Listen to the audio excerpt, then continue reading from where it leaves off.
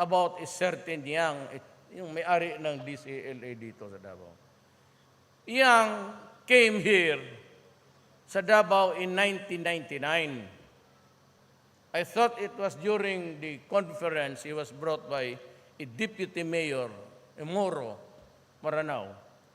Sabi niya magnegosyo si Yang.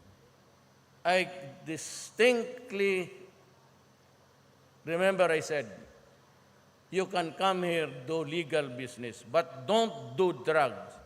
I will bury you alive. Alam mo, Asierto, Pahardo, at lahat kayo mga kurakot ng mga polis, putang ina ninyo, bantay kayo sa akin. Let's check.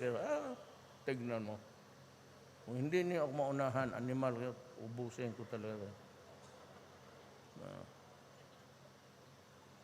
Yan ito sila. Kasi ito si Michael Yang, ngayon lang ito nagsumulpot ang pangalan.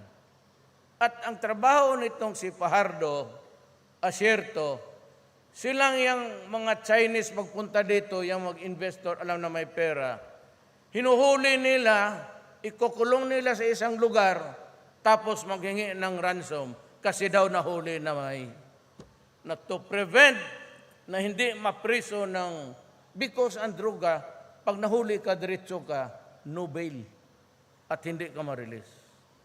Kaya yung mga in-check na walang bayad.